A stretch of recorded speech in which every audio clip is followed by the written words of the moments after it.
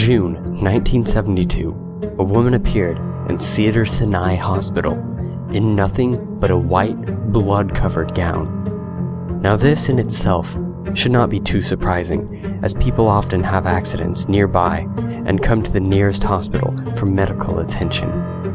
But there were two things that caused people who saw her to vomit and flee in terror.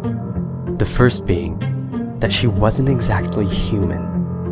She resembled something close to a mannequin, but had the dexterity and fluidity of a normal human being.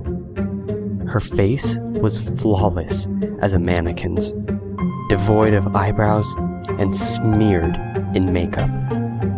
There was a kitten clamped in her jaws so unnaturally tight that no teeth could be seen, and the blood was still squirting out over her gown and onto the floor. She then pulled it out of her mouth, tossed it aside, and collapsed. From the moment she stepped through the entrance to when she was taken to a hospital room and cleaned up before being prepped for sedation, she was completely calm, expressionless, and motionless. The doctors thought it best to restrain her until the authorities could arrive, and she did not protest. They were unable to get any kind of response from her, and most staff members felt too uncomfortable to look directly at her for more than a few seconds. But the second the staff tried to sedate her, she fought back with extreme force. Two members of staff had to hold her down as her body rose up on the bed with that same blank expression. She turned her emotionless eyes towards the male doctor and did something unusual. She smiled.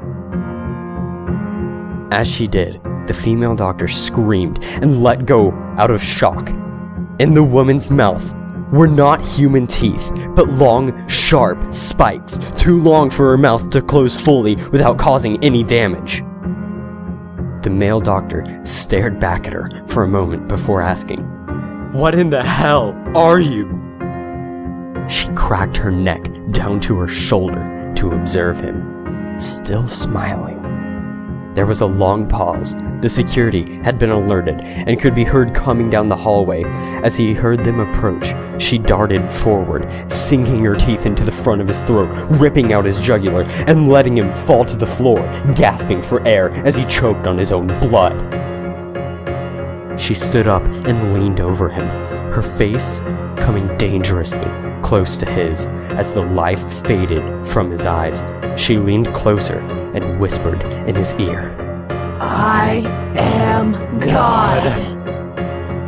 The doctor's eyes filled with fear as he watched her calmly walk away to greet the security man. His last ever sight would be watching her feast on them one by one.